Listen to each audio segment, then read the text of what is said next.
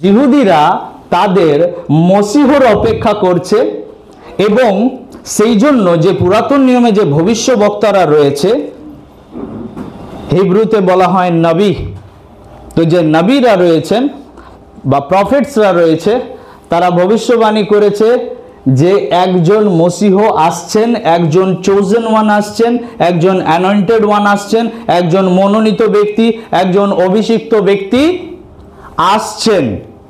আর ওই ব্যক্তি কে, কি নাম? যিশু খ্রিস্ট। হ্যাঁ, তো প্রভু যিশুকেই উদ্দেশ্য করে বা যিশুর জন্যই ব্রাঞ্চ শব্দটা ওল্ড টেস্টামেন্টে ইউজ করা হয়েছে। প্রভু যিশু খ্রিস্টকে মসিহর সঙ্গে এই কারণেই তুলনা করা হয়েছে, কেননা যখনই আমরা মসিহ শব্দটা শুনি, এর মানে কি বলতো? মসিহ এই শব্দটার মানেই হচ্ছে হোপ বা আশা। মাথায় ঢুকলো কি বললাম? তারা এমন একটা পরিস্থিতির মধ্যে আছে যেখানে দে আর সার্চিং ফর হোপ, তারা আশার অপেক্ষা করছে, তারা আশার অনুসন্ধান করছে।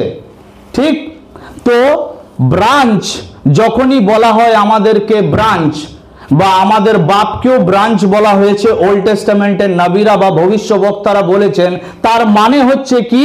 আমরা ব্রাঞ্চ মানে কি? আমরা শাখা। এবং তার মানে কি?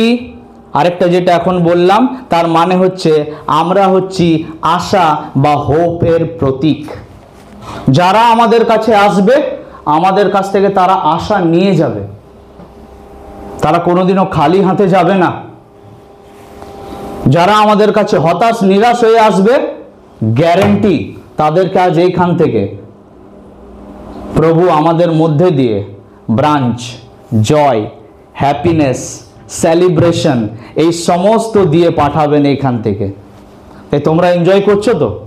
বকাবকির পালা চলে গেছে, এখন এনজয় করো একটু।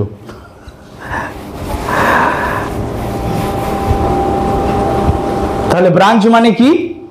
হোপ, আশা। এবং আমাদের মধ্যেই মানুষ আশা খুঁজে পাবে যদি আমার শাখা দ্রাক্ষালতার সঙ্গে জুড়ে আছে, তাহলেই লাইফ বা প্রাণ ফ্লো হবে। কেননা আমা ভিন্ন তোমরা কিছুই করতে, যদি কোনো শাখা দ্রাক্ষালতার সঙ্গে জুড়ে আছে, সেই ব্যক্তি প্রচুর ফলে কি হবে? শুভদীপ, প্রচুর ফলে ফলবান হবে তুমি, in the mighty name of Jesus. প্রচুর ফলে ফলবান হবে তোমরা যদি আজ এখান থেকে এই বাক্য গ্রহণ করে নিয়ে যাও। তোমরা, আমরা হচ্ছি ব্রাঞ্চ, আর যে ব্যক্তি তার সঙ্গে জুড়ে থাকে সে কখনোই কি হতে পারবে না? সে কখনো তার জীবনে নিরাশা, হতাশা তার উপরে বিজয়ী হতে পারবে না। আমরা যেটা আলোচনা করছিলাম এই বিষয়টা, ফিগার্স অফ দি চার্চ। আর প্রথম আমরা আলোচনা করেছি flock of the sheep, flock of sheep, এই মেষপাল। তারপরে আমরা কি আলোচনা করলাম? ব্রাঞ্চেস, না? হ্যাঁ, সেইটা ভাইন আর ব্রাঞ্চেস। হ্যাঁ, যে বিষয়টা আমরা যাব সেটা হচ্ছে কি? Church as temple. এরপর আমরা দেখছি যে মণ্ডলীকে টেম্পল বা মন্দিরের সঙ্গে তুলনা করা হয়েছে। তো what is actually temple? Temple মানে কি?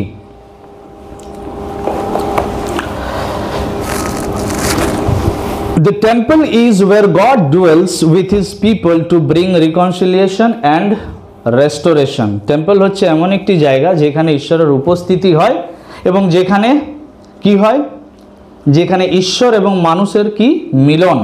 হ্যাঁ, আর যেখানে রেস্টোরেশন বা পুনর নির্মাণ, নাকি? আচ্ছা, হ্যাঁ, বা আবার নতুনভাবে যেখান থেকে সব কিছু স্টার্ট হয়।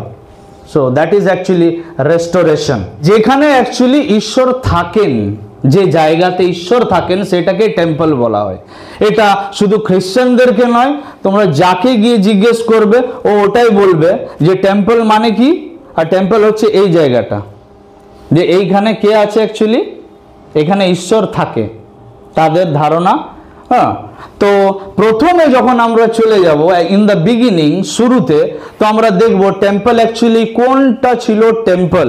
In the beginning the garden of Eden, Eden উদ্যানের বাগান হচ্ছে টেম্পল, যেখানে ঈশ্বরের উপস্থিতি, যেখানে ঈশ্বরের উপস্থিতি সব সময় ছিল। হ্যাঁ, এবং এখনো আছে, এখনো আছে। আর ওই গার্ডেনটা এখন আমাদের কাছে নেই, এটা হাইড করা হয়েছে, লুকানো হয়েছে। তো ওই যে জায়গাটা ইডেন গার্ডেন, সেইখানে ঈশ্বরের উপস্থিতি বা সেই জায়গাটা অ্যাকচুয়ালি মন্দির ছিল, টেম্পল। নাও যখন কি হলো, মানুষ প্রথমবার যখন পাপ করলো, তখন মানুষকে কি করা হয়, সেই জায়গা থেকে এদের আদম আর হওয়াকে কি করে দেওয়া হলো, যেখানে ঈশ্বরের উপস্থিতি অর্থাৎ মন্দির, ভালো করে এক একটা লাইন শুনবে তাহলেই বুঝতে পারবে, যেখানে উপস্থিতি ঈশ্বরের অর্থাৎ মন্দির, সেই মন্দির থেকে মানুষকে কি করে দেওয়া হয়, বার করা হয়, because they broke the law, তারা ব্যবস্থা ভেঙে ফেলেছিল ফার্স্ট টাইম। নাও এরপর মানুষ, তারা ব্যবস্থা ভেঙে ফেলেছে, কিন্তু ঈশ্বর তো চায় মানুষের সঙ্গে কি করতে, যোগাযোগ স্থাপন করতে। ঈশ্বর চায় মানুষের সঙ্গে সম্পর্ক স্থাপন করতে, কথা বলতে। তো মানুষের কাছে একটা টেম্পোরারি সলিউশন আসে। টেম্পোরারি সলিউশনটা কি? সেই সলিউশনটা হচ্ছে ট্যাবারনেকেল বা তাঁবু। তোমরা শুনেছো সমাগম তাঁবুর নাম শুনেছো? কেউ শোনোনি? আচ্ছা, বাইবেল পড়তে হবে আরো বেশি তোমাদের। হ্যাঁ, তো ট্যাবারনেকেল বা যেখানে ঈশ্বর কি করতেন, আসতেন, এটা একটা টেম্পোরারি জায়গা, তাঁবু, যেখানে ঈশ্বর কি করতেন, যেটা মোস্ট হোলি প্লেস, যেটাকে মহাপবিত্র স্থান বলা হয়, সেখানে ঈশ্বর কি করতেন, আসতেন।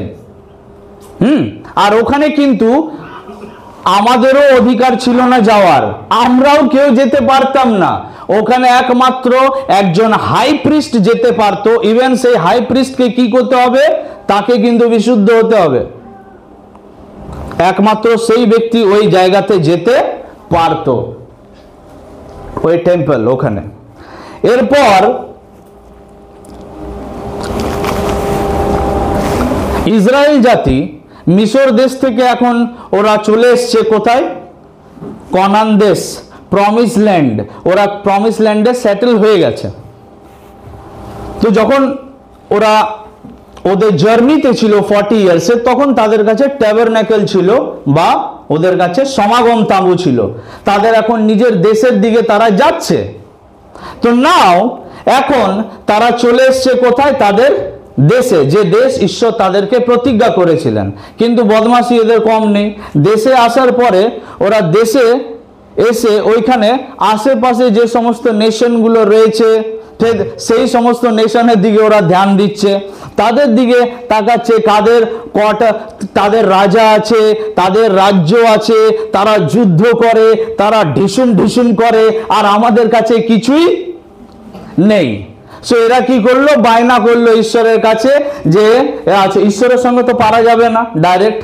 তো স্যামুয়েল, প্রফেট স্যামুয়েলের ঘাড় ধরলো, এক কাজ করো, ঈশ্বরকে বলো, ঈশ্বরকে বলো গিয়ে আমাদেরকে একটা রাজা দিতে, আমরা যেন এই যে আমাদের পাশে যে দেশগুলো আছে, আমরা যেন তাদের মতো হতে পারি, আমাদেরও একটা রাজা থাকবে, আমাদেরও একটা রাজ্য থাকবে। এন্ড নাও এরপর ঈশ্বর কি করলেন, তাদেরকে রাজা দিলেন। প্রথম রাজা এলেন সোলের পরে এলেন সোলের একজন বিরাট বড় একজন বিদ্রোহী, যার নাম হচ্ছে ডেভিড। আমরা আলোচনা করছিলাম সোলের সব থেকে বড় শত্রু হচ্ছে কিং ডেভিড, রাজা দাউদ, তিনি এলেন। আর রাজা দাউদ আসার পরে তিনি কি করেছিলেন, তিনি বলেছিলেন যে আমি কি করব, একটা টেম্পল বা মন্দির বানাবো। কিন্তু ঈশ্বর ওকে বানাতে দেয়নি, কেননা ঈশ্বর ওকে কি বলেছিলেন, তোমার হাতে কি আছে, তোমার হাতে রক্ত আছে, ইউ ক্যানট বিল্ড। তুমি ভাই আমার মন্দির তোমার দ্বারা আমি বিল্ড করব না। তোমার ছেলে যে আছে সোলোমন যে আছে, ও কি করবে, ও টেম্পল বানাবে। আর কিং সোলোমন আসার পরে কি হয়, তারপর একটা তাঁবু থেকে কি হয়, এরপরে একটা মন্দির তৈরি হয়, ঠিক আছে, হ্যাঁ, পার্মানেন্ট। কিন্তু তোমাদের কি মনে হয় ঈশ্বর ইডেন গার্ডেনে থাকতে পছন্দ করেন? আমি এখনই তোমাদেরকে এই জন্যই নিয়ে যাচ্ছি ধীরে ধীরে। ঈশ্বর কি তাঁবুর মধ্যে থাকতে পছন্দ করেন? ঈশ্বর কি এই ইট আর বালি আর সিমেন্টের যে বানানো মন্দির, এখানে ঈশ্বর থাকতে পছন্দ করেন? পরবর্তী সময়ে টেম্পল কি করা হয়, ভেঙে দেওয়া হয়, টুয়াইস, 2 টাইমস, দুবার ওই জেরুজালেম মন্দিরকে কি করা হয়, ভেঙে দেওয়া হয়। আর ঈশ্বর দেখলেন যে কাজ করি, এদের সঙ্গে কমিউনিকেশনটা ঠিকঠাক ভাবে আমার হচ্ছে না, তাহলে এক কাজ করা যাক, আর কতদিন ইনডাইরেক্টলি কথা বলবো, কতদিন মিডিয়েটারের ইউজ করব।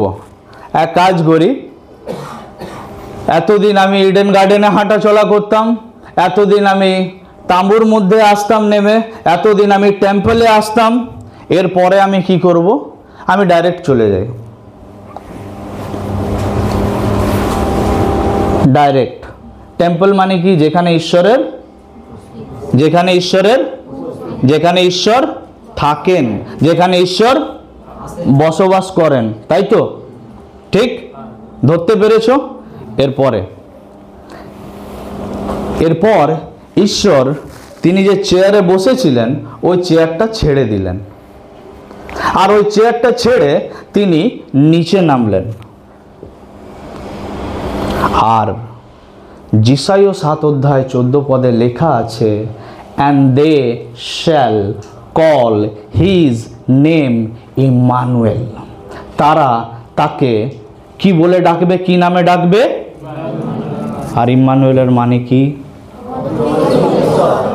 ঈশ্বর এই লেভেলটাকে আরো একটু উপরে নিয়ে চলে গেলেন। প্রভু যীশু খ্রিস্ট নেমে এলেন আমাদের সহিত ইম্মানুয়েল, তিনি চলে এলেন আমাদের মাঝে।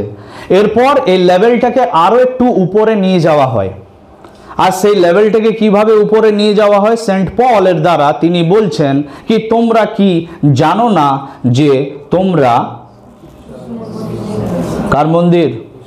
তোমরা পবিত্র আত্মার মন্দির, এবং আমি আমার পিতাকে বলে তোমাদের জন্য এক সহায়ক পাঠাবো, এবং তারপর আমাদের সঙ্গে থাকার জন্য স্বয়ং ঈশ্বর অর্থাৎ পবিত্র আত্মা আমাদের মধ্যে থাকার জন্য নেমে আসে। Now we are the temple of God. আমরা ঈশ্বরের মন্দির। বোঝা গেল? মন্দির মানে কি? তাহলে আমাদেরকে মন্দিরের সঙ্গে তুলনা করা হয়েছে, ঠিক তো? তাহলে মন্দিরের মানে কি বুঝলে তোমরা? যেখানে ঈশ্বরের, অর্থাৎ একটা শব্দে যদি বলা যায়, ইম্মা, জোরসে বলো, ইম্মানুয়েল, আমার সহিত, আমাদের সহিত। Our body is the temple of living God. আমাদের শরীর হচ্ছে পবিত্র আত্মার মন্দির। চার্চ মানে হচ্ছে, চার্চকে মন্দিরের সঙ্গে তুলনা করা হয়েছে, এবং মন্দিরের মানে হচ্ছে ঈশ্বরের উপস্থিতি, যেখানে ঈশ্বর নিজে থাকেন। মনে থাকবে, আমরা ঈশ্বরকে আমরা বহন করছি, আমার প্রিয়রা, আমরা বহন করছি, কেননা তিনি এইখানে থাকতে চান। এটাই মন্দির। আর এইখানে তার মন নেই। আর কতদিন গার্ডেনে হাঁটবেন তিনি? এখন আমাদের হৃদয়ের গার্ডেনে হাঁটতে চাই একটু। Hallelujah, yes. চার্চ মানে হচ্ছে আ প্লেস অফ ওয়ার্শিপ, মানে মন্দির মানে হচ্ছে ঈশ্বরের উপস্থিতি। মন্দির মানে হচ্ছে কি, যেখানে কি হয়, শুধু ঈশ্বর উপস্থিত থাকেন, নাকি যেখানে আরাধনাও হয় ঈশ্বরের, নাকি যেখানে ঈশ্বরের আরাধনা হয়। প্লেস অফ ওয়ার্শিপ, ইয়ে সির্ফ আরাধনা করনে কা জায়গা হ্যাঁ, এটা আরাধনা করার জায়গা। প্লেস অফ ওয়ার্শিপ, চার্চ, মণ্ডলী, এই যে এটা, হ্যাঁ, এটাকে দূষিত করো না। যখনই আমরা টেম্পল বলি, মন্দির, তখন কি আমরা নোংরা, আমাদের মাথায় কি আসে? একটা নোংরা জায়গা আসে? কি মনে হয়? একটা পবিত্র, একটা হোলি জায়গা, তাই না? আমাদেরকে দেখে কেউ বলবে? বলো দেখি, কেউ বলবে দেখে? আমরা বাইরে থেকে আমাদেরকে আমরা ততটাই গুছানো, পরিষ্কার পরিচ্ছন্ন যেভাবে আমরা রাখবো, ফ্রম ইনসাইড, ভেতর থেকেও আমরা ততটাই নিজেদেরকে পবিত্র, পরিষ্কার পরিচ্ছন্ন রাখবো। Listen to me very carefully. Some of us, আমাদের মধ্যে কেউ কেউ হয়তো আমরা বাইরে থেকে দেখতে খুব সুন্দর, কিন্তু আমাদের ভেতর খুব নোংরা। কেননা আমাদের চিন্তা ভাবনা, আমাদের যে সোচ বিচার, আমাদের যে চাল চলন, সেগুলো খুবই নোংরা। এবং আমার মুখ দিয়ে বিষ ছাড়া অমৃত বেরোয় না। আমি কাউকে গঠন করার মতো কথা বলতে পারি না, শুধু ভেঙে দেওয়ার মতো কথা বলতে পারি। আমি কাউকে হোপ বা আশা দিতে পারি না, কিন্তু আমি তার জীবনে যেটুকু আশা বেঁচে আছে ওটাও কেড়ে নিতে পারি। দেখলি, আমি বলেছিলাম না? দেখ, হলো তো, হলো, দেখ। একে তো বাবা ও অলরেডি বিপদে আছে, তারপরে আবার তুই এত দেখলি, হলো হলো করে এমন মানে ওকে করে দেওয়া হলো, ও এবারে যেটুকু মানে দাঁড়ানোর আশাটা ছিল ওটা ও দুটো পাও গেল ভেঙে। হালেলুয়া। তো ভেতর থেকে এবং বাইরে থেকেও কি থাকতে হবে আমাদেরকে? হোলি, পবিত্র, পরিষ্কার, পিওর, সিদ্ধ। বাইবেল বলে গীত সংহিতা 119 অধ্যায় 1 পদ, ধন্য যাহারা আচরণে সিদ্ধ।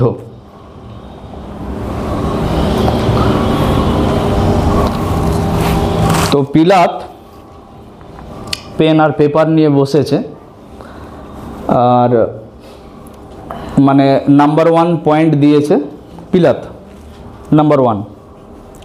আর এরপরও কলম চালাবে পিলাত। এই যিশু দাঁড়াও এখানে।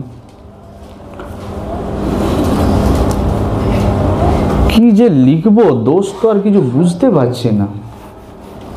সারা রাত ওই খাতায় ওই দাগ দিতে দিতে দিতে দিতে পেরিয়ে গেল। ওর বউ দৌড়ে এসছে, বলছে আমি স্বপ্ন দেখেছি, ওকে ছোঁও না প্লিজ। তো পিলাত বলল, বাবা তাড়াতাড়ি জল নিয়ে এসো, একটা বাটি নিয়ে এসো, হাত ধুয়ে কেটে পড়ি এখান থেকে, কেননা আমি এর মধ্যে কোনো কিছুই। ধন্য যাহারা আচরণে সিদ্ধ। পিলাত কি গোটা বিশ্ব, গোটা দুনিয়া হার মেনে যায় যিশুর কাছে। তার দোষ খুঁজতে গিয়ে মানুষ দোষেই খুঁজে পায় না, তো জোর জবরদস্তি তার দোষ খুঁজে। কিরকম? যে 3টে পেরেকে শেষ হয়ে গেল সে নাকি আবার ঈশ্বর। তো বাইবেলটা পড়ে দেখ জ্ঞান দেওয়ার আগে। বাইবেল অলরেডি লেখা আছে যে মানুষের পাপ নিজের উপরে তোলার জন্য সে মৃত্যুবরণ করবে, সে নিজেকে বলিদান দেওয়ার জন্যই এসেছিল। তো তুই বলছিস বলে নয়, তোর জন্মানোর আগে, তোর বাপ মা জন্মানোর আগে, তোর বাবার মায়ের বারও যে আছে তারা জন্মানোর আগে, যখন তারা পেটে ছিল, অলরেডি ভবিষ্যবাণী হয়ে গেছে যে মানব জাতির পাপ তোলার জন্য একজন আসবে, একজনকে বলিদান দেওয়া হবে। যিশুর দোষ খোঁজা বড় মুশকিল। আচরণে সিদ্ধ। We are the temple. Church হচ্ছে টেম্পল, যেখানে ঈশ্বর উপস্থিত, যেটা হচ্ছে পবিত্র জায়গা, আর যেখানে আরাধনা হয়, ওয়ার্শিপ হয়, তাই তো? মনে থাকবে, এটাকে সেইভাবেই ব্যবহার করো। যদি এখনো পর্যন্ত দূষিত আছে, কলুষিত আছে, নোংরা অবস্থায় যদি এখনো পড়ে আছে, তো এই জায়গাটাকে এখনো পরিষ্কার করার সময় আছে, করে নাও। আজকেও সময় আছে, আজকে।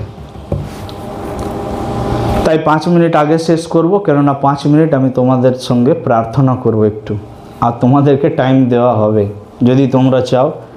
প্রভু তৈরি আছে। প্রিস্টহুড বা প্রিস্ট বা পুরোহিত মশাইয়ের কাজ কি?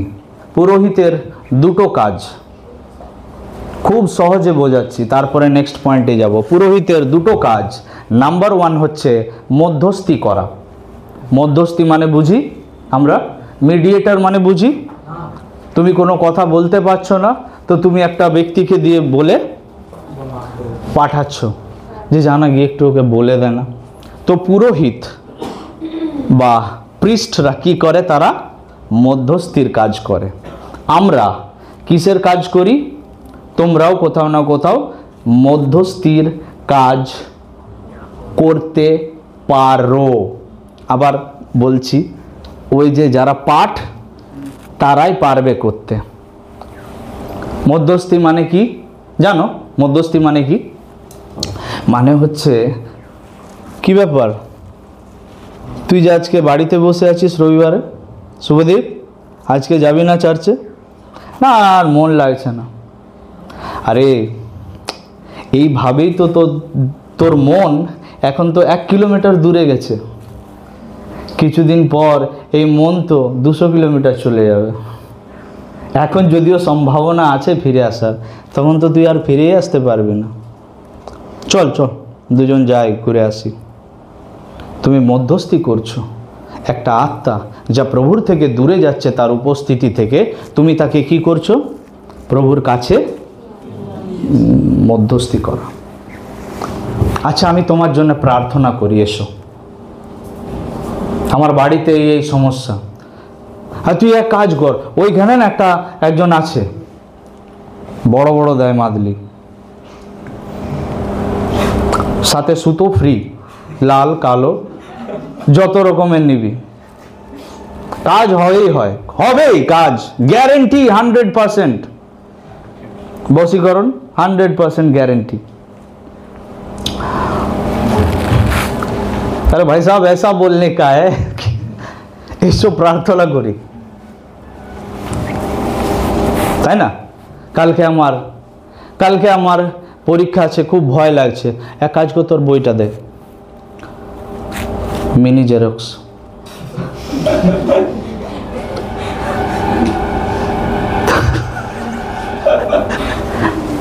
उसके साथ बैठना है, বসে কি বলবে? বাইবেল বলে যাকব 1 অধ্যায় 5 পদে লেখা রয়েছে, যদি কারো জ্ঞানের অভাব হয় তবে সে ঈশ্বরকে যাচ্ছা করুক, তিনি সকলকে অকাতরে দিয়া থাকেন, তিরস্কার করেন না। প্রে ফর হিম, তার জন্য প্রার্থনা করো এবং প্রভু তাকে বুদ্ধি দেবে, তার ভয় কেটে যাবে। কেননা বাইবেল বলে যে ঈশ্বর আমাদেরকে ভীরুতার আত্মা দেননি। হ্যালো, আমার সঙ্গে আছো? হালেলুয়া। মধ্যস্থি করছো, আমরা সবাই মধ্যস্থি করতে শিখছি। কিভাবে মধ্যস্থি করতে হয়? চার্চ প্রিস্টহুডের কাজ করে, চার্চ মধ্যস্থি কাজ করে, মধ্যস্থিকরণের কাজ করে, মিডিয়েটর হিসেবে কাজ করে। এই জন্য বাইবেল বলে ধন্য সেই ব্যক্তি যে মিলন করিয়া দেয়, কেননা সেই কি হবে? ঈশ্বরের পুত্র বলিয়া আখ্যাত হইবে। আমাদের কাজ মিলন করানো, আমাদের কাজ ভেঙে দেওয়ার কাজ নয়, আমাদের কাজ ডিভিশনের কাজ নয়, আমাদের কাজ ভেদাভেদের কাজ নয়। অপর পার্টি যদি বলে এসে বসবো না, কোনো ব্যাপার নেই, তবুও গিয়ে উঠবে, বসবে, তাদের সঙ্গে কথা বলবে, তাদের জন্য প্রার্থনা করবে। একদিন ঈশ্বর তাদের মন পরিবর্তন করবে এবং ভেঙে যাওয়া মণ্ডলী একদিন জোড়া লাগবে, পবিত্র আত্মার ক্ষমতায় জোড়া লাগবে এবং সেই বন্ধন আর কোনোদিনও ভাঙবে না। লেগে থাকো, মধ্যস্থি করো, প্রার্থনা করো, প্রভু চরণ তলে। হ্যাঁ, আর কি কাজ করি আমরা? বলিদান। পুরাতন নিয়মে প্রিস্টরা কি করতো? তারা বলিদান কি করতো? উৎসর্গ করত। ইয়েস। তো আমরা কি করব? চার্চ কি করবে? তারা মধ্যস্থি করবে এবং তারা ঈশ্বরের বেদির কাছে কি নিয়ে আসবে? বলিদান। পড়ো রোমিও 12 অধ্যায় 1 পদ।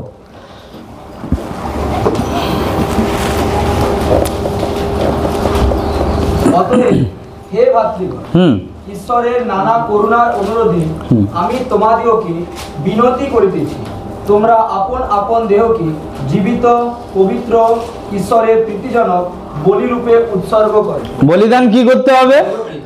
লাউ কুমড়ো। প্রভু তোমার জন্য একটা বড় 5 কিলোর কুমড়ো নিয়ে এসেছি। আমি গতবারে চার্চে আসিনি, কিন্তু এটা দিলে তুমি খুশ না, পাদ্রী ও খুশ তো হয়ে যাবে। প্রভু আমি তোমার নামে 5,000 টাকার চেক লিখে দিয়েছি। আমাদের ঈশ্বর वो सोना और चांदी नहीं मांगता है, वो खुदा वो हमें मांगता है। তিনি স্বর্ণ এবং রৌপ্য চান না। আমাদের ঈশ্বর, যিনি বাইবেল আমাদেরকে কি বলছেন? যদি স্যাক্রিফাইস, যদি বলিদান দিতেই হয়, তাহলে কি বলিদান দাও? তোমাদেরকে, নিজেদেরকে। প্রভু ইচ্ছা করছে না আজকে না প্রার্থনা করতে, আজ একটু শর্টে প্রার্থনাটা করে ঘুমিয়ে যাচ্ছি, শর্টকাটে। তোমার ইচ্ছাকে বলিদান দেওয়া। ইয়েস, প্রভু এই বলিদান চাই।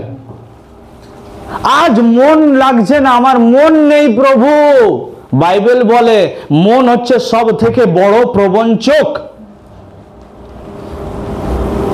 গ্রেটেস্ট ডিসিভার হচ্ছে আমাদের মন। যে মনের কথাই চলে তার জন্য বিরাট বড় গর্ত সামনে অপেক্ষা করছে।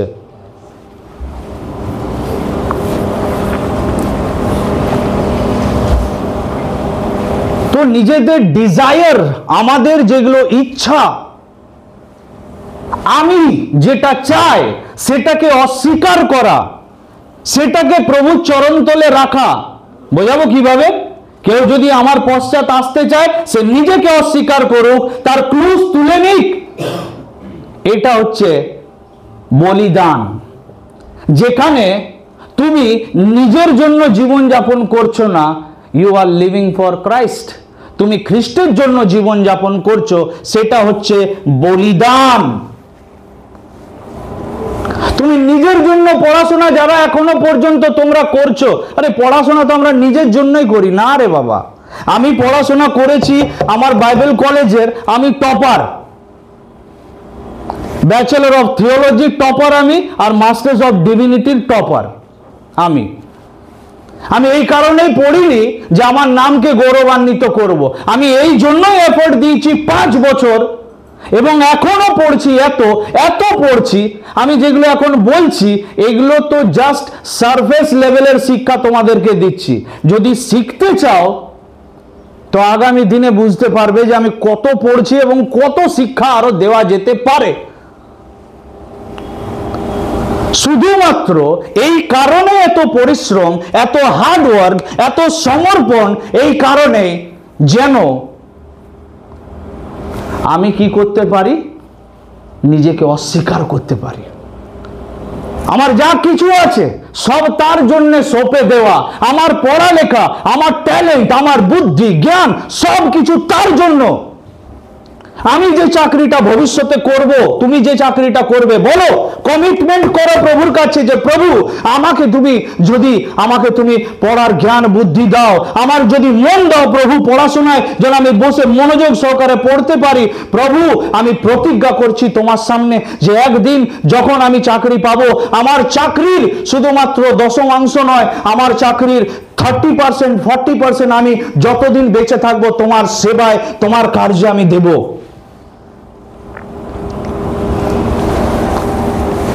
তখন বাপ মা না ঘাড় ধরে ঘর থেকে বার করে দেবে, বলবে এই জন্য তোদেরকে মানুষ করলাম যে পাস্টারকে দিবি বলে। লেকিন বাইবেল यही सिखाता है, যারা তোমাদেরকে আত্মিকভাবে শিক্ষা দেয় তারা দ্বিগুণ আশীর্বাদ, দ্বিগুণ অনার বা সম্মানের যোগ্য। বাইবেল বলে পিতামাতাকে কি করো? পিতামাতাকে কি করো? সম্মান করো, অনার করো, তাই তো? কিন্তু বাইবেল পাস্টারদেরকে দ্বিগুণ সম্মান করতে বলে, দ্বিগুণ। প্রভু তুমি আমাকে যদি দাও বুদ্ধি জ্ঞান, তোমার জন্য লাগিয়ে দেব, পুরো সব তোমার জন্য সঁপে দেব, যা আছে সব তোমার।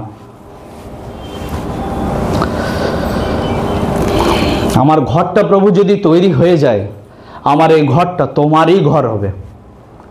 এখানে তোমার লোকরা আসবে, তারা আরাধনা করবে, তারা সময় আমি কমপ্লিট হয়ে যাওয়ার পর আপনারা না একটু রোজ রোজ না এসে সপ্তাহে 2 দিন করুন।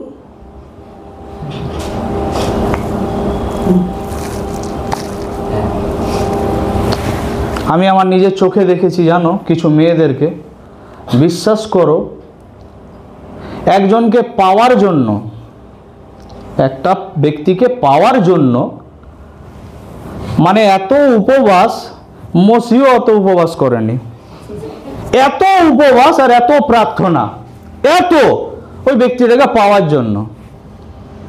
আর তারপর যখন বিয়ে হয়ে গেল, আরে আমি নিজের চোখে এত ঘটনা দেখেছি, বিশ্বাস করো, যখন বিয়েটা হয়ে গেল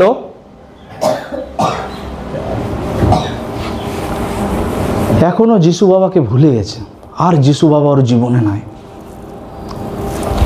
নিজেকে স্যাক্রিফাইস করা, নিজেকে, নিজের সমস্ত ডিজায়ারকে তার বেদির সামনে রেখে দেওয়া,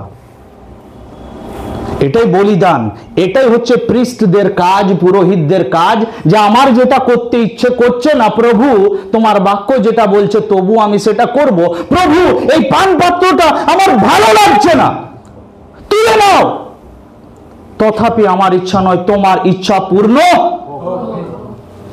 Are you ready? क्या आप तैयार है? खुदा ऐसे लोगों को ले जाने के लिए आ रहे हैं, এইরকম লোকদেরকে নিয়ে যাবে যারা নিজেদেরকে জীবন্ত ও পবিত্র বলিদান রূপে যারা কি করেছে, তার বেদির সামনে রেখে দিয়েছে। Only they will go to heaven, আর কেউ যেতে পারবে না। চার্চ হচ্ছে, মণ্ডলী হচ্ছে কি, পুরোহিত। এবং পুরোহিতরা কি করে? রোজ ওরা বলিদান, সমর্পণের জীবন যাপন করে, অস্বীকার করে। তারা রোজ ক্রুশ তোলে, রোজ রোজ, every day. Then only you can call yourself priest. আরে জিজ্ঞাসা করো, এখানে বসে আছে যিনি, নিজের ঘর দুয়ার সব কিছু ছেড়ে এখানে বসে আছে। তোমরা তো রাত্রে ঘুমাচ্ছ, ওনার ঘুম আসে রাত্রে, তোমাদের জন্য চিন্তা করে, প্রার্থনা করে। कभी पूछा है उनके दिलों को? जाना है तुमने কত সমর্পণ ওনাদের জীবনে, আমাদের লাইফে কত সমর্পণ তোমরা জানো?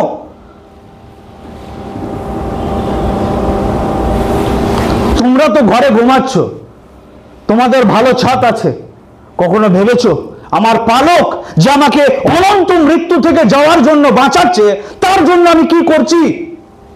कभी सोचा है तुमने?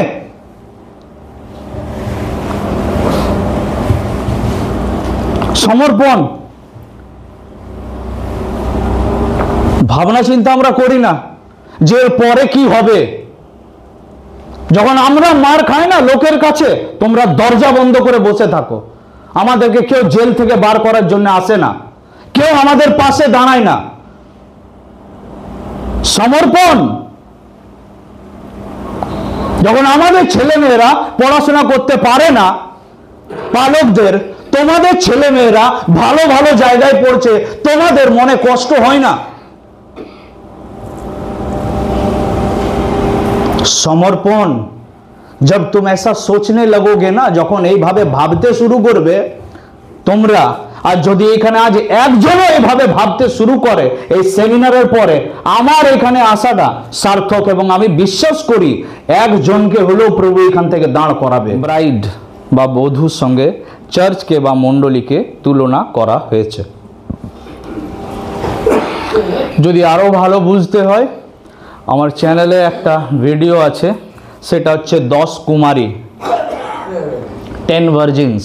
ওটাও এই চার্চেই প্রচার করেছি। এটা আমার 7th টাইম, এটা আমার 7ম আমি এই চার্চে আসছি। তো ওই ভিডিওটা গিয়ে দেখো। চার্চকে ব্রাইড বা বধূর সঙ্গে কেন তুলনা করা হয়েছে? কেননা বাইবেল বলে তাহারা দুজন মিলে কি হবে? কি হবে? কি হবে? এক হয়ে যাবে, তাই না? ভালো করে বুঝবে কেন চার্চকে বা মণ্ডলীকে কেন বধূ বা ব্রাইডের সঙ্গে তুলনা করা হয়েছে। তার কারণ হচ্ছে যেভাবে স্বামী এবং স্ত্রী তারা মিলে কি হয়ে যায়, তারা এক, সেইভাবেই আমরা খ্রিস্টের সঙ্গে মিলিত হয়ে কি হয়ে যাব। তো আমাদেরকে এই কারণেই তুলনা করা হয়েছে বধূর সঙ্গে বা ব্রাইডের সঙ্গে। ইট রিপ্রেজেন্ট ওয়াননেস, একতা, না তাই তো? হ্যাঁ, বা এক অঙ্গ লিখতে পারো তোমরা, একাঙ্গ হওয়া। তো আমাদেরকে বধূর সঙ্গে এই কারণে তুলনা করা হয়েছে, কেননা আমি আর আমার স্বামী যার নাম যীশু খ্রিস্ট, আমি আর আমার স্বামী যীশু খ্রিস্ট, আমরা আলাদা নয়, আমরা দুজন মিলিত হয়ে এক। এই কারণেই মণ্ডলীকে বধূর সঙ্গে বা ব্রাইডের সঙ্গে তুলনা করা হয়। তার কারণটা হচ্ছে এটাই, যেভাবে স্বামী স্ত্রী তারা দুজন কি হয়ে যায়, এক হয়, নট অনলি ফিজিক্যালি, শুধু শারীরিকভাবে এক হয় তা নয়, তারা মানসিকভাবে এক হয়ে যায়। তো সেই ওয়াননেস কে বোঝায়? তো আমি এবং আমার প্রভু আলাদা নয়, আমরা হচ্ছি এক। আমি তার মধ্যেই আমার অস্তিত্ব, আমার এক্সিস্টেন্সকে আমি খুঁজে পাই। Without him I am nothing, তাকে ছাড়া আমি কিছুই नॉय। अब इसको थोड़ा और डिटेल में समझा जाए तो Jamda Baptist church or CNI church of North India, Gossner evangelical Lutheran church, Baptist church, Assembly of God church সবাই আলাদা হওয়ার কথা বলছে, সবাই আলাদা। কিন্তু আমার তো মাথায় এটা ঢুকছেই না যে প্রভু যীশু খ্রিস্ট একটাই আছে, দুটো আছে কি? আর তার বধূ বা তার ব্রাইড কটা আছে? কটা? কটা? একটা তো? ভাবনা চিন্তা করে বলছো? তাহলে সবাই আলাদা আলাদা কথা কেন বলছে আমি তো বুঝছি না। হ্যাঁ, আরে তাদের শুধু ব্যানারটা যে আলাদা তা নয়, তারা নিজের আলাদা সাম্রাজ্য স্থাপন করতে চায়। এ নিজের আলাদা সাম্রাজ্য স্থাপন করছে, ও নিজের আলাদা সাম্রাজ্য স্থাপন করতে চায়। তো যিশু বাবার কটা বউ আছে রে বাবা? বাইবেল মণ্ডলীকে ওয়াননেস বা এক অঙ্গ হওয়ার কথা বলছে, and we are preaching division. আমরা আলাদা হওয়ার কথা বলছি। আবার বাইবেল কলেজে আমাদের হেভি মারপিট, ঝামেলা, ঝঞ্ঝাট। এই পাদ্রী বাবু আছে, উনিও জানেন। এইদিকে নর্থ ইস্টের ছেলেরা আসে, ওরা বলে আমরা ডমিনেট করব, আর এইদিকে আমরা বাঙালিরা আছি। এইদিকে আবার সাউথ ইন্ডিয়া থেকে আসে, এইদিকে কেউ আসাম থেকে, মণিপুর থেকে আসছে। এ বলছে আমরা আলাদা, ও বলছে আমরা আলাদা, এ বলছে আমরা আলাদা, ও বলছে আমরা আলাদা। চার্চে যাচ্ছে কোথায়? মণ্ডলী কোথায় যাচ্ছে? কেউ কারো সঙ্গে আর বসতে চাইছে না। কেন জানো? আলাদা হওয়ার কারণ কি? তার কারণ হচ্ছে এটাই, বাক্যের যে তর্জমা বা ট্রান্সলেশন, ব্যাখ্যা, এটা সবাই নিজের মাইন্ড থেকে, বুদ্ধি থেকে করছে, পবিত্র আত্মার দ্বারা পরিচালিত হয়ে নয়। এই জন্যই এত ডক্ট্রিন, এই জন্যই এত শিক্ষা। আর যেখানে যত ডক্ট্রিন, যেখানে যত শিক্ষা, সেখানে তত ডিভিশন। ঠিক? আর সবাই চাইবে যে আমার দলটাই কি হোক, একটু ভারী হোক। হ্যাঁ, তো ঈশ্বর আমাদেরকে বধূর সঙ্গে এই কারণেই তুলনা করছেন, ব্রাইডের সঙ্গে, যেন তারা যখন এক হয়, তারা এক, এবং তারা কি করবে? তা স্ত্রী তার স্বামীর প্রতি বাসনা থাকবে, এবং হাজবেন্ড কি করবে? তার পিতামাতাকে কি করবে? ত্যাগ করবে। হ্যাঁ, তাই দয়া করে এবারে নিজের ছেলেকে আঁচলে বাঁধার প্ল্যান করো না। তুমি যতই বাঁধার চেষ্টা করো, বউ এলে ও নিজের বউয়ের সঙ্গে আলাদা সময় কাটানোর চেষ্টা করবে, কেননা এটা ঈশ্বর বলে দিয়েছে, আর এটা একটা ন্যাচারাল বিষয়, এটা ঘটবেই ঘটবে। কোনো মা দয়া করে এই কথাগুলো, মানে যেহেতু বাইবেল জানে না, বাইবেল টাইবেল পড়েনি, ওরা ঘুরে ফিরে আবার ওইখানে চলে মাতা পিতাকে সমাদর করো। আরে বা, মাতা পিতা সমাদরের আলাদা জায়গা, আর এখানে বাইবেল বলে দিয়েছে যে সে আপন কি করবে? মাতা পিতাকে পরিত্যাগ করবে, পুরুষ। এবারে তুমি যদি বসে যাও লিস্ট বার করে, এই যে আমাকে তো কোনোদিনও কখনো কিছু কিনে দিসনি তোর বউয়ের জন্য, বাবারে, আমাকে তো কোনোদিনও বলিসনি যে মা চল একদিন ফুচকা খেয়ে আসবো বউয়ের জন্য। আমাকে হলে 500 টাকা শাড়ি, আর বউকে হলে 1000 টাকার। আরে বাপ, তুমি মা হচ্ছ, তুমি মায়ের মতো থাকো। তোমার জায়গাটা কেউ কি নিতে পারবে? না, তোকে আজকে ডিসাইড করতে হবে, মা আগে না বউ আগে। তোকে ডিসিশন নিতে হবে আজকে। মা মায়ের জায়গায় আর বউ বউয়ের জায়গায়। মায়ের যতদিন ভূমিকা থাকে মা পালন করেন, কিন্তু একটা সার্টেন সময়ে মায়ের যে দায়িত্বটা, সেই দায়িত্বটা লাঘব করার জন্য, কম করার জন্য ঈশ্বর কাউকে আমাদের জীবনে পাঠায়, যে মায়ের ভূমিকাটা আমাদের জীবনে পালন করে। শুধু ফিজিক্যাল স্যাটিসফ্যাকশন দেওয়ার জন্য নয়, শুধু বাসন ধোয়ার জন্য নয়, শুধু কাপড় কাচার জন্য নয়, কিন্তু তারা আমাদের জীবনে ওই ভূমিকাটা পালন করার জন্য আসে। Are you agree with me? कुछ समझ में आ रहा है वचन? ওয়াননেস, একতা। अब আলাদা আলাদা ডিফারেন্ট যিশু বাবার প্রচার করো না দয়া করে কেউ। হ্যাঁ, যেহেতু আমরা বিভিন্ন প্রান্তে ছড়িয়ে আছি, খ্রিস্টের মণ্ডলী বা খ্রিস্টের যে বধূ বিভিন্ন জায়গায় ছড়িয়ে আছে, তো আসি না আমরা যে যেখানে আছি ছড়িয়ে, আমরা প্রভুকে গৌরবান্বিত করার জন্য কাজ করি, তাকে সামনে রেখে কাজ করি, তাকে পাশে রেখে বা তাকে প্রাধান্যতা দিয়ে কাজ করি। নিজের সাম্রাজ্য স্থাপন করার জন্য কাজ করে কি লাভ? নিজের সাম্রাজ্য স্থাপন করতে গেলে ভয় পাবে, দেখ আমার চাষ থেকে লোক চুরি করে করে নিয়ে যাচ্ছে। আত্মা জয় করার জন্য এসেছি, চুরি করার জন্য আসেনি। চোর আসে চুরি ও বদ বিনাশ করতে, আমি তো এসেছি যেন মানুষ জীবন পায় এবং অনন্ত জীবন পায়। তো আমার প্রভু আমাকে তো এই জন্য নিয়ে এসছে যেন অনন্ত জীবনের প্রচার করি। আরে আপনি কো সোচনে কা ক্যা হ্যায়? যদি প্রভুকে সামনে রেখে প্রচার করি তো আমার প্রভু যদি আজ থেকে 2025 বছর আগে এত মন পরিবর্তন মানুষের জীবনে একদিনে যদি 3000 লোক ব্যাপটিজম নিতে পারে, আজকের দিনেও হবে, আজকেও হবে।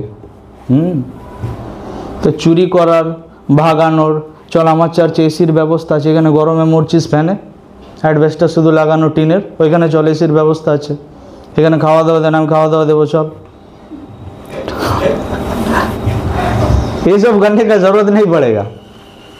পাদি বাবু কত টাকা স্যালারি দেয় এখানে, আমার ওখানে আসুন, আপনাকে বেশি স্যালারি দেবো, ছেড়ে দিন। তো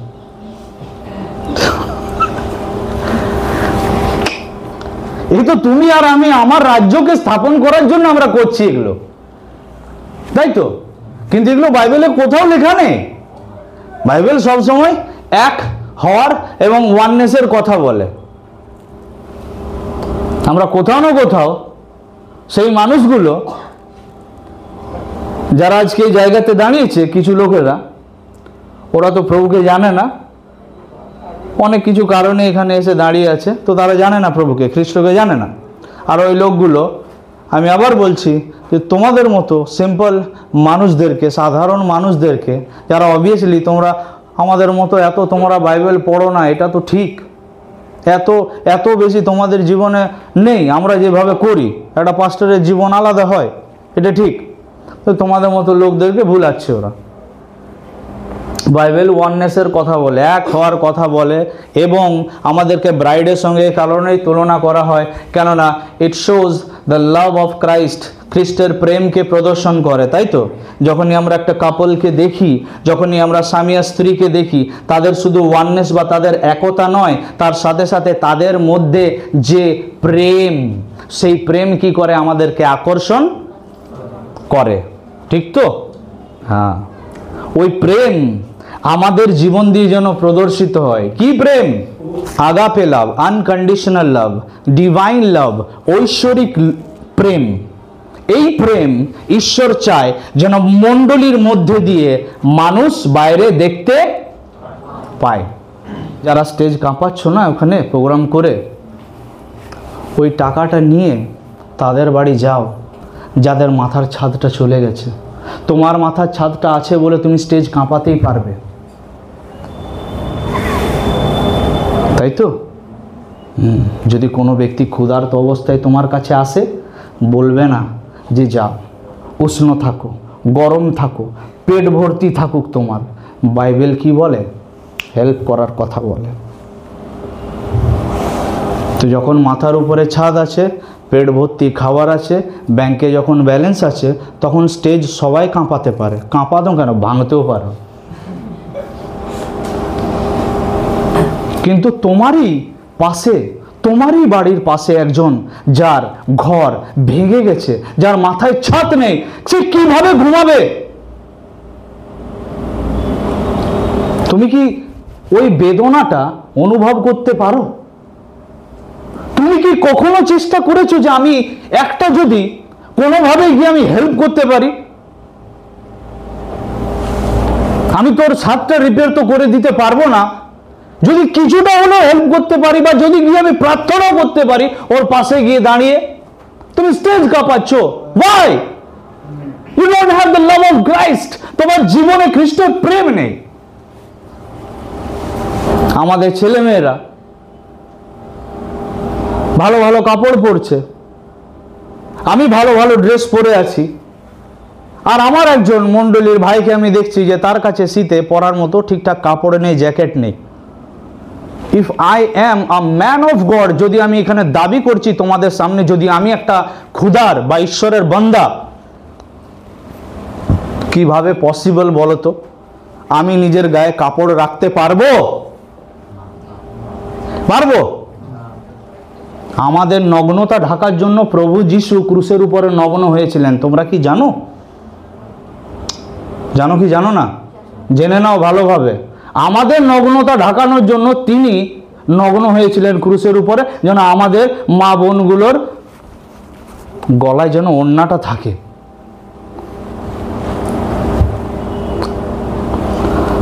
যুগের সঙ্গে নিজেদেরকে ঢেলে দিও না। Do not follow the pattern of this world. এই জগতের অনুরূপ হইও না, মরবে। Where is your love? তোমার প্রেম কোথায়? আমি পারছি না ওকে দেখে কাপড় পরতে, অ্যান্ড আই এম প্রেইং, প্রভু প্লিজ তুমি আমাকে সাহায্য করো, যেন এই বাচ্চাটাকে আমি একটা জুতো কিনে দিতে পারি, একটা জ্যাকেট দিতে পারি, একটা যেন ওকে প্যান্ট কিনে দিতে পারি, একটা যেন ভেতরে ওকে থার্মোকট কিনে দিতে পারি। বিশ্বাস করো, তোমার কাছে না থাকলেও প্রভু তোমার মনটা দেখেছে না, সেই জন্য প্রভু তোমার হাতে অর্থ দেবে এবং তুমি পারবে করতে। প্রভুকে ধন্যবাদ জানাই যে ওই বাচ্চাটার পাশে দাঁড়াতে পেরেছি বলে। আমাদের প্রেম কোথায়? কোথায় আমাদের প্রেম? তোমার কোনো বান্ধবী যদি পড়তে পারছে না, যদি তার কাছে ফিনান্সিয়াল ইস্যুস এসে দাঁড়াচ্ছে, তাহলে তুমি কিভাবে তার জীবনে ভূমিকা পালন করতে পারবে অ্যাজ এ খ্রিস্টান?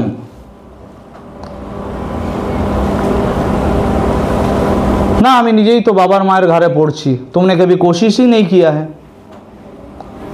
এবার কোশিশ করকে তো দেখো, প্রার্থনা তো করো, তার জন্য চোখের জল ফেলে তো দেখো। তার মানে এটা নয় যে সব সময় তোমাকে কারো কাছে টাকা নিয়েই যেতে হবে।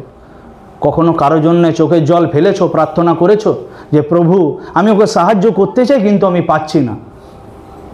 আমার জীবনের এটাই প্রার্থনা ছিল যে একদিন আমাকে এত সবল করো, এত বলবান করো, আমার যারা ভাইয়েরা আছে বা আমার মতো যারা সেবক, যারা ঈশ্বরের সেবা করে, তাদের পাশে গিয়ে যেন আমি দাঁড়াতে পারি, তাদেরকে যেন আমি হেল্প করতে পারি। এটা আমার প্রার্থনা ছিল এবং প্রভু আজকের ডেটে আমাকে দাঁড় করিয়েছে ওই কারণে। ক্রুশের দিকে তাকাও, এটাই একমাত্র সোর্স সেই প্রেমকে উপলব্ধি করার। সারা জীবন নিজের জন্য বাঁচতে বাঁচতেই লাইফটা শেষ হয়ে যাবে, নিজের জন্য ভাবতে ভাবতেই জীবনটা শেষ হয়ে যাবে।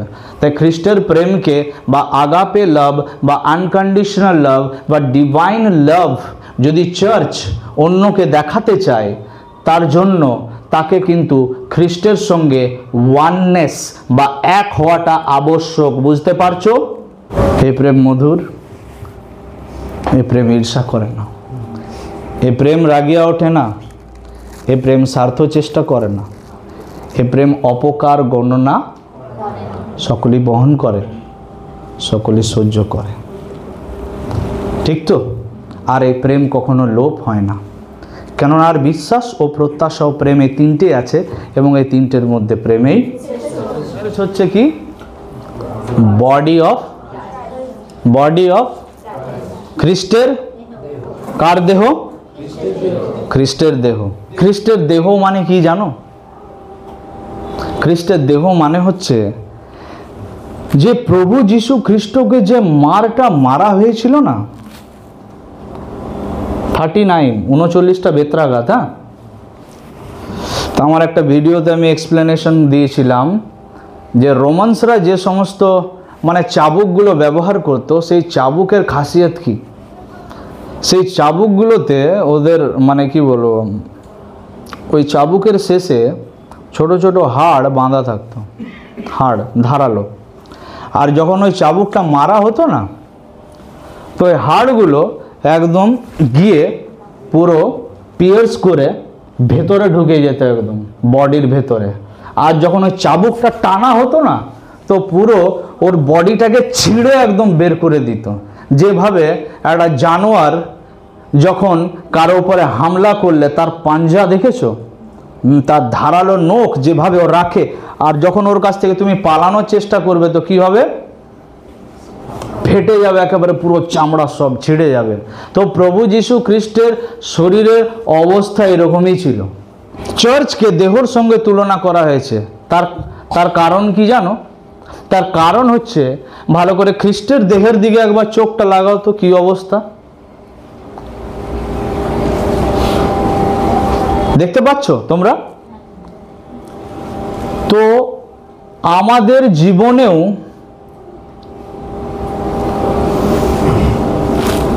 এত ভয়ানক পরিস্থিতি আমাদের জীবনে আসবে, শুধুমাত্র আমাদের প্রেম কতটা খাঁটি তা পরীক্ষা করার জন্য চামড়া ফাটা মার পড়বে একদম পুরো। কখনো পরিস্থিতি মারবে, কখনো পাড়ার লোক মারবে, কখনো গ্রামের লোক মারবে, কখনো নিজের বাবা মা মারবে, কখনো ভাই বোন মারবে, মার পড়বে। যার জীবনে মার, যার জীবনে 39টা বেত্রাঘাত পড়েছে, তার এই প্রেমটা বোঝা যাবে যে সে কত বেশি প্রেম করে। ঠিক আছে? এটাই হচ্ছে চার্চের মানে। চার্চ মানে গোলাপ ফুল বিছানো রাস্তা নয়, ये कांटों भरी डगर है जिस पर है हमको चलना, कभी गिरना फिर संभलना। যখন এত পরিস্থিতির মধ্যে দিয়ে যখন যাবে, because we are the body of, তোমরা নিজেরাই বলছো নাকি? আমরা নিজেরাই বলছি আমরা খ্রিস্টের দেহ। তো দেহকে কি ছেড়ে দেবে অত্যাচার করতে রোমান্সরা? মানে কে? এই জগতের যারা অধিপতি রয়েছে তারা ছাড়বে না আমাদেরকে। আমাদেরকে এই সমস্ত অত্যাচারের মধ্যে দিয়ে যেতে হবে। We have to go through. যতক্ষণ আমরা যাব না ততক্ষণ আমাদের প্রেম কত খাঁটি, কতটা নিরেট তা বোঝা যাবে না। আমি দেখে বুঝতে পারছি যে এই ব্যক্তিটা আমাকে এত ভালোবাসে, আমি চিনি না, আর আমি চিনতেও চাই না, কিন্তু তা সত্ত্বেও আমার জন্য নিজের শরীরটাকে ক্ষত বিক্ষত করে দিল।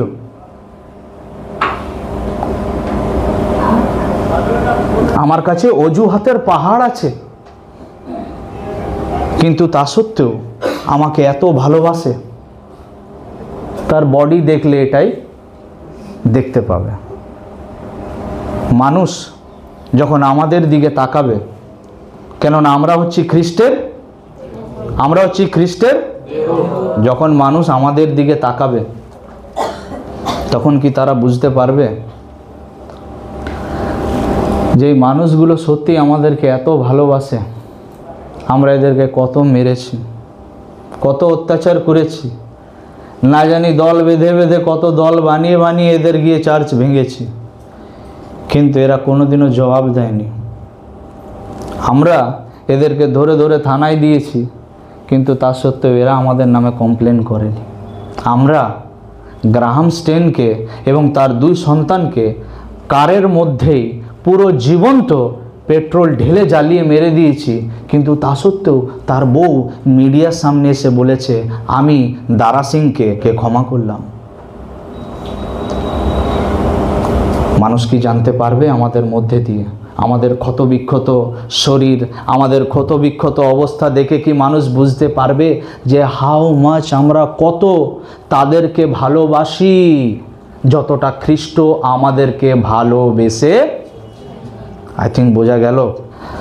তো চার্চ হচ্ছে এরপরে কি? নিউ ক্রিয়েশন, নতুন নতুন নতুন সৃষ্টি, তাই তো? ঠিক বলছো তো নাকি? বাইবেল বলে যে যদি কোনো ব্যক্তি খ্রিস্টেতে আছে তাহলে সে নতুন। দেখো পুরাতন বিষয় কি হয়েছে, পুরাতন বিষয় কি হয়েছে? যিশু বাবা আমি তোমাকে গ্রহণ করেছি, ঠিক আছে, কিন্তু আমি তোমার সঙ্গে একটা শর্ত রাখতে চাই আজকে, আমি আমার অতীত ছাড়বো না, আমি আমার অতীতে জীবন যাপন করব, আমার অতীত আমাকে পরিচালনা করবে। আমি যখন একলা তখন আমার ভবিষ্যৎ আর বর্তমান নিয়ে ভাববো না, আমার অতীত আমার জীবনকে ডমিনেট করবে। যে কোন মেয়েটা আমাকে ছেড়েছে, কোন ছেলেটা আমাকে পরিত্যাগ করেছে, আমি কার কাছ থেকে ধোকা খেয়েছি। If you are in Christ, अगर आप मसीह में हो तो आप एक नए सृष्टि हो, তুমি একটা নতুন সৃষ্টি। তোমার জীবনে যা হয়েছে প্রভু তোমার সমস্ত কিছু জীবনে মুছে দিয়েছেন। You are new creation like Adam.